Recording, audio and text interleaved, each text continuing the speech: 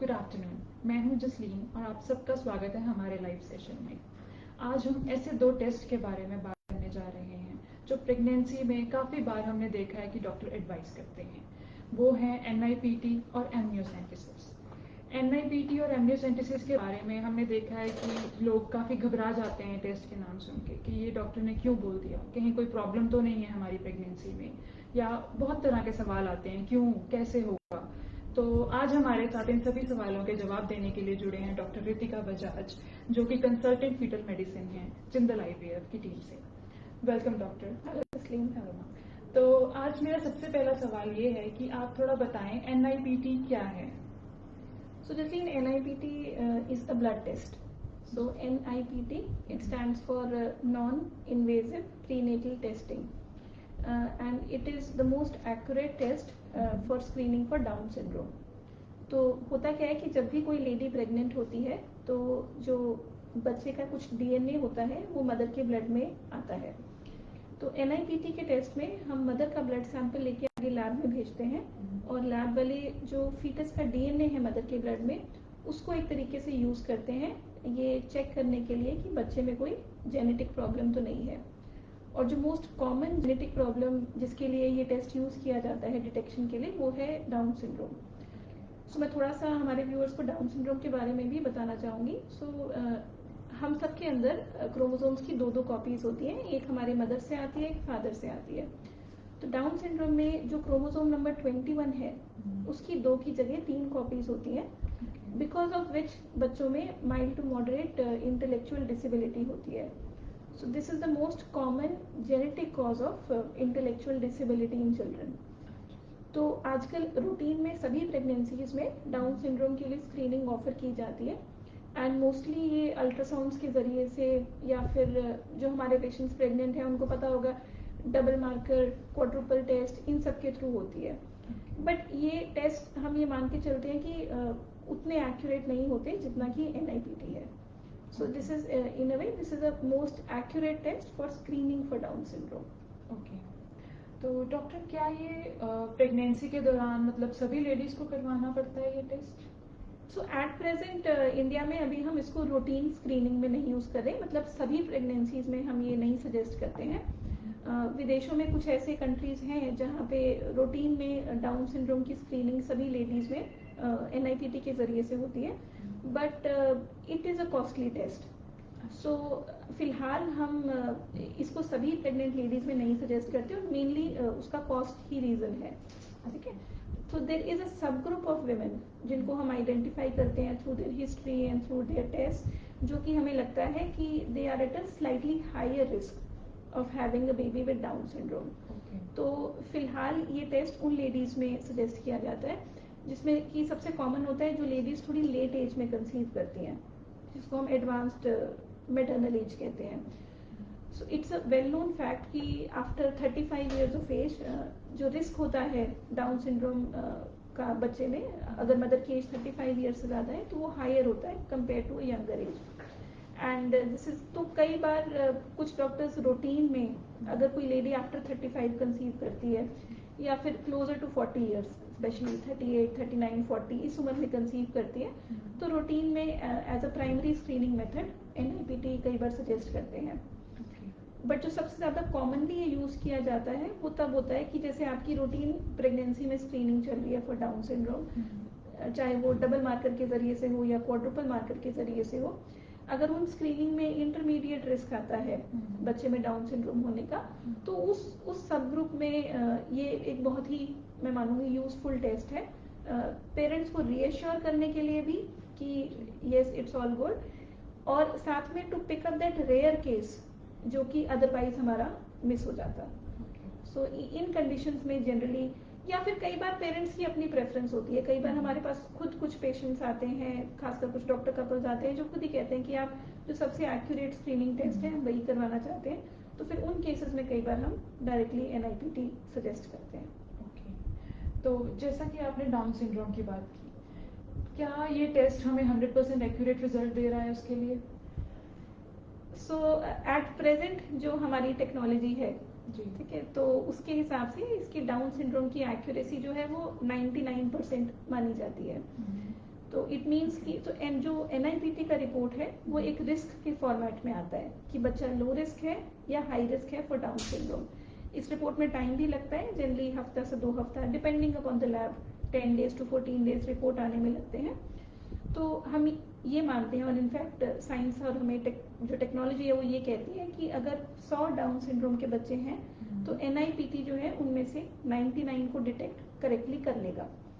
यानी कि 100 down syndrome बच्चों में से 99 बच्चों को वो सही तरीके से हाई रिस्क ग्रुप में कैटेगराइज कर देगा। 1% ये एक टेक्निक की लिमिटेशन है जो कि प्रोबेबली होपफुली इन फ्यूचर ये भी हम ओवरकम कर पाए, बट एट प्रेजेंट ये 99% एक्यूरेट है डिटेक्ट करने के लिए कि बच्चा डाउन सिंड्रोम बच्चे में है या नहीं है। And in practice 99% is good enough, it is fairly good. तो ये कौन से प्रेगनेंसी के कौन से हफ्ते में ये टेस्ट किया जाता है, किस टाइम पे? सो फिलहाल अभी हम 10 वीक्स से डिलीवरी तक इस दौरान में 10 हफ्ते से लेकर टर्म तक किसी भी टाइम NIPT का टेस्ट करा सकते हैं मदर का। बट जो इन प्रैक्टिस हम करते हैं वो जनरली जो हमारा 11 से 14 हफ्ते के बीच में एक अल्ट्रासाउंड होता है जिसको NT-NB स्कैन कहा जाता है। रूटीन में हम उस अल्ट्रासाउंड के बाद ही ये टेस्ट सजेस्ट करते हैं और उसका बहुत एक इम्पॉर्टेंट साइंटिफिक रीजन है क्योंकि अगर हमें अल्ट्रासाउंड में कोई प्रॉब्लम्स दिखती हैं, जैसे कि अगर बच्चे की गर्दन के पीछे हमें लगता है कि थोड़ी सी सूजन ज़्यादा है नॉर्मल के हिसाब से, या कई बार हमें बच्चे के ब्रेन में या हार्ट में कोई मेजर प्रॉब्लम अलग से दिखती है, तो उन केसेस में हम ये जानना चाहते हैं कि बच्चे में और कोई जेनेटिक प्रॉब्लम्स तो नहीं, because there are thousands of other problems also. So Down syndrome is not the only problem. तो कई बार हमें लगता है कि कहीं कोई और प्रॉब्लम तो नहीं है, तो उन कंडीशंस में हम सिर्फ NIPT के द्वारा जो डायग्नोज की जाती हैं जेनेटिक कंडीशंस उन तक नहीं सीमित रहना चाहते, हम थोड़ा और एक्सटेंसिव टेस्टिंग करना चाहते हैं। तो फिर उन केसेस में फिर हम पेरेंट्स को NIPT नहीं सजेस्ट करते, हम कहते हैं कि बेटर है कि हम और एडवांस्ड और डिटेल टेस्टिंग करें। ओके, तो मैम हमारे एक व्यूअर का एक क्वेश्चन आया है अभी, वो कह रहे हैं कि अगर मेरी NIPT की रिपोर्ट लो रिस्क आ रही है तो क्या मुझे आगे अपनी प्रेगनेंसी में मतलब अल्ट्रासाउंड करवाते रहना है या फिर दिस इज फाइन? सो जैसे जसलीन अभी हमने डिस्कशन करी, NIPT आप मान के चलिए is only for 3 genetic problems, जिसमें से कि सबसे कॉमन है डाउन सिंड्रोम। उसके अलावा इस रिपोर्ट में और नहीं पता लगेगा कुछ। ठीक है, सो मैं अपने व्यूअर से यही कहना चाहूंगी जो आपके व्यूअर हैं कि even with a normal NIPT report, यानी कि NIPT में लो रिस्क आने के बावजूद भी आप अपना रूटीन प्रेगनेंसी का चेकअप वैसे ही करवाएं। ठीक है, तो आजकल सभी प्रेगनेंसीज में रूटीन में 18 to 22 वीक्स के बीच में 18 से 22 हफ्ते के बीच में लेवल 2 का अल्ट्रासाउंड होता है ये चेक करने के लिए कि बच्चे में कोई मेजर डिफेक्ट्स तो नहीं है। हम जानते हैं कि 2% प्रेगनेंसीज में बच्चों में कोई ना कोई मेजर डिफेक्ट होता है, तो ये सारी चीज़ें NIPT में नहीं पकड़ी जाएंगी। तो even with a normal NIPT हमारा यही सजेशन रहता है। It is obviously very reassuring, पर बाकी चीज़ों के लिए हम यही कहते हैं कि रूटीन प्रेगनेंसी का जो फॉलोअप है वो चलता रहेगा। ओके, ठीक है। तो डॉक्टर जैसे आप कह रहे थे कि NIPT से एडवांस भी एक टेस्ट है ना, कुछ चीज़ें कुछ केसेस में हमें NIPT काफ़ी नहीं है, वो एडवांस टेस्ट है एमनियोसेंटेसिस। हाँ जी, तो एमनियोसेंटेसिस कैसे किया जाता है? सो एमनियोसेंटेसिस जो है बेसिकली जब बच्चा मदर के वूम में होता है तो बच्चे के आसपास कुछ फ्लूइड होता है। ठीक है, 16 हफ्ते के बाद वो मेनली बच्चे के यूरिन से बनता है। तो एमनियोसेंटेसिस में हम एक बहुत ही पतली सी नीडल होती है, ठीक है, जैसे ब्लड सैंपल की नीडल होती है ना, उससे भी एक बारीक नीडल होती है, तो वो हम टमी में अल्ट्रासाउंड में देखते देखते डालते हैं और बच्चे के आसपास से फ्लूइड निकाल लेते हैं। सो हमारे सेंटर में जिंदल IVF में हम जनरली ये test as a short day care procedure करते हैं। नॉर्मली हम जो प्रेग्नेंट लेडी है उसको मॉर्निंग में बुलाते हैं। जनरली हम ये कहते हैं उनको कि एक उनका रिलेटिव उनके साथ उनको अकम्पनी करे। मोस्ट ऑफ द केसेस में हस्बैंड साथ में अकम्पनी करते हैं।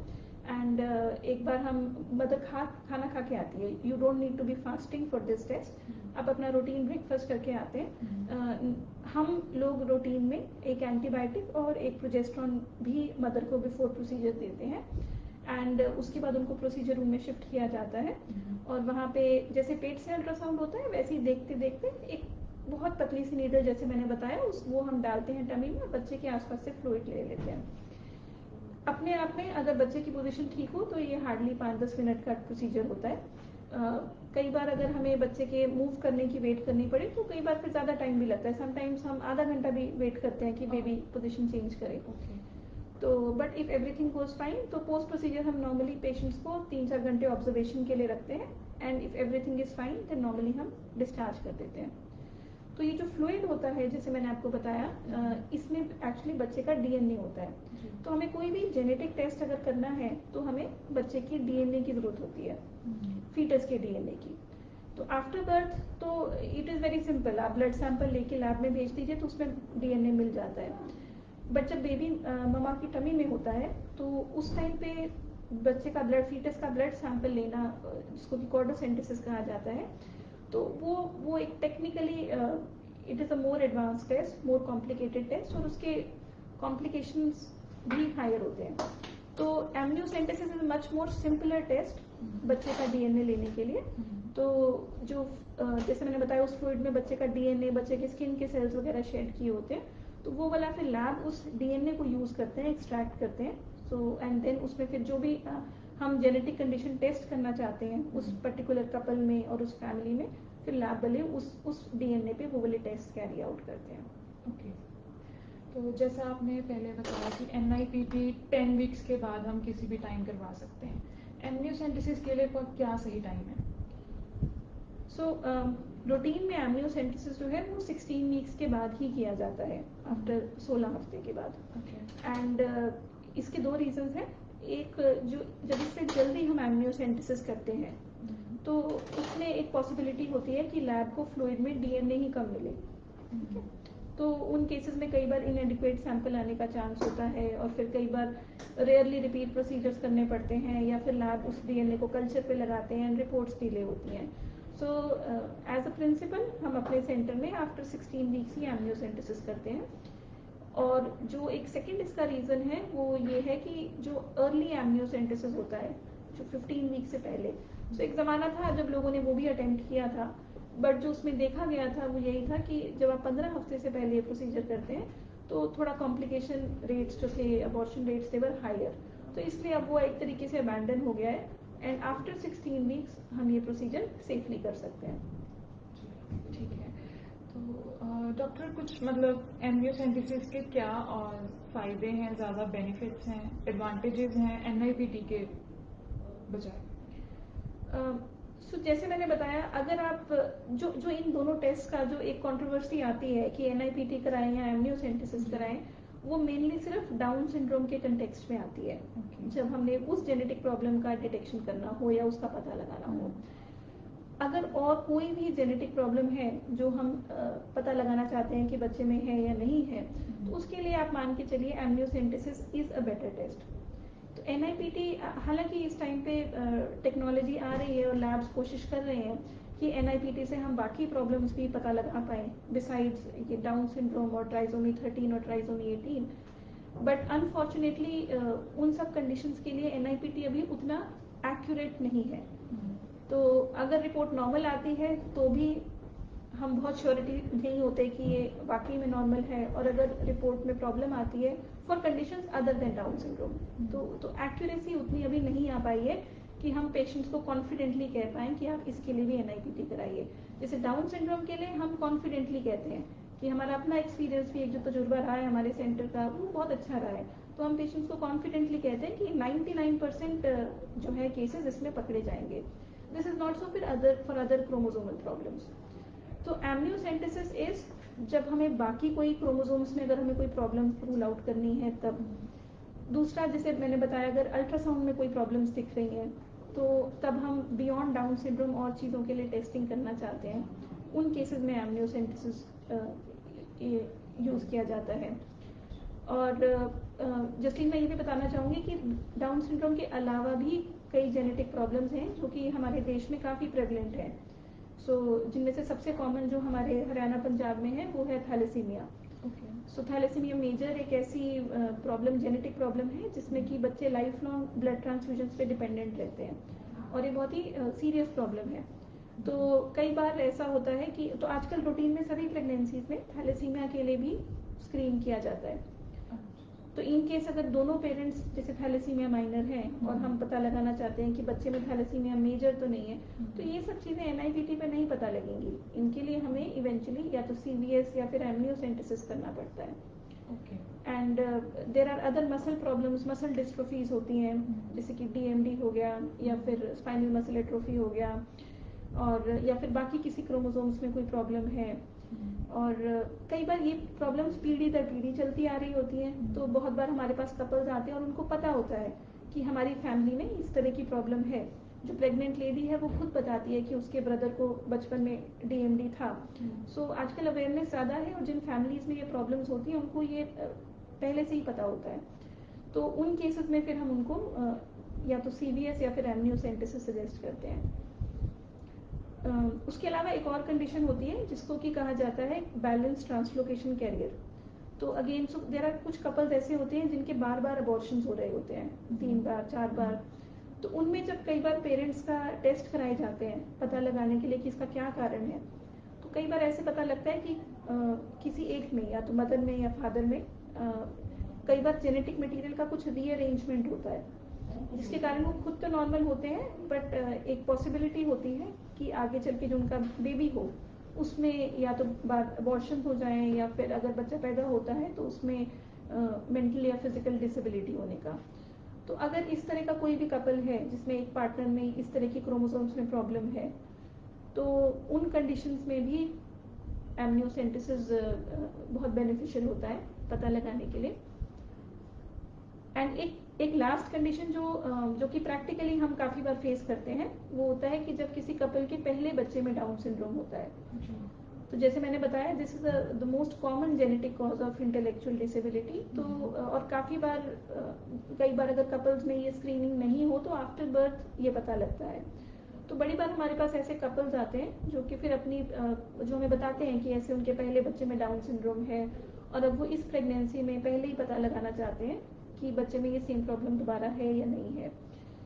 तो उन कंडीशंस में एनआईपीटी भी एक बहुत अच्छा टेस्ट होता है, क्योंकि इसका रिकर होने का चांस तो 1% ही है इस कंडीशन का। बट जो हमारा अपना एक पर्सनल एक्सपीरियंस रहा है कि बहुत बार वो कपल्स को जब हम बताते हैं कि ये 99% एक्यूरेट है, तो जो जनरली उनका एक रहता है कि अगर इससे भी ज़्यादा कोई एक्यूरेट टेस्ट है तो हम वही कराना चाहते हैं।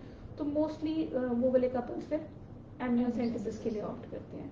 जी हाँ, तो हमने शुरू में भी ये बात की थी और मेरा और मेरे व्यूअर्स का भी यही एक क्वेश्चन है कि एमनियोसेंटेसिस के आपने फ़ायदे बताए हमें, राइट, लेकिन इसके साथ रिस्क क्या जुड़े हैं? क्यों अक्सर लोग घबरा जाते हैं एमनियोसेंटेसिस के टेस्ट सुनने पे?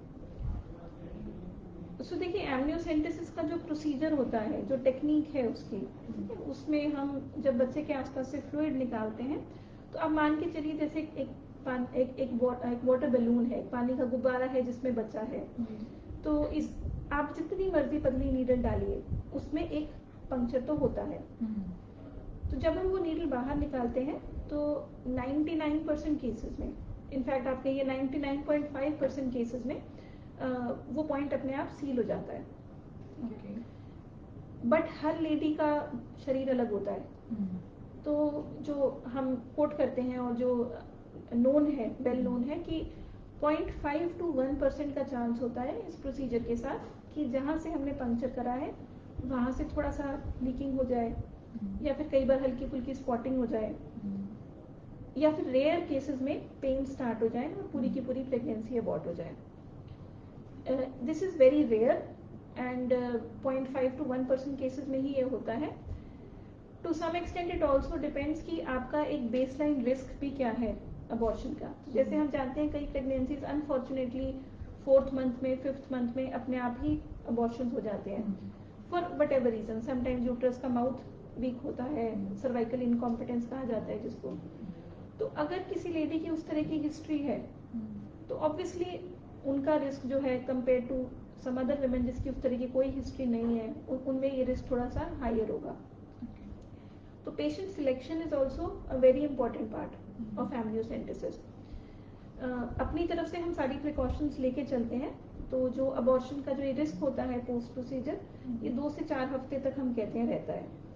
ऐसा नहीं है कि पूरी प्रेगनेंसी ये रिस्क रहेगा। मेनली स्टार्टिंग में ज़्यादा रिस्क होता है। जिस दिन हम प्रोसीजर करते हैं हम 3-4 घंटे इसलिए अपने यहाँ पे हॉस्पिटल में ऑब्जर्वेशन में भी रखते हैं। पोस्ट प्रोसीजर भी हम जनरली सब कपल्स को कहते हैं कि 2 दिन आप थोड़ा सा रेस्ट कर लीजिए ताकि जितना हम उस चीज़ को प्रिवेंट कर सकें। बट अगर आप जसलीन इस तरह से देखिए कि जिन चीज़ों के लिए ये टेस्ट किया जाता है, जिन जेनेटिक प्रॉब्लम्स को पकड़ने के लिए, ये कोई माइनर प्रॉब्लम्स नहीं है। जनरली ये उन्हीं प्रॉब्लम्स के लिए, उन्हीं जेनेटिक प्रॉब्लम्स के लिए किया जाता है जिनमें बहुत ही सीवियर रिस्क एसोसिएटेड होते हैं, इंटेलेक्चुअल हैंडीकैप के और फिजिकल और मेंटल हैंडीकैप के। तो जब हम रिस्क और बेनिफिट देखें, बिकॉज एट प्रेजेंट यही एक टेक्निक है बच्चे का डीएनए लेने के लिए, ये या फिर कोरियोनिक विलर सैम्पलिंग जो कि 11 से 14 हफ्ते के बीच में होती है।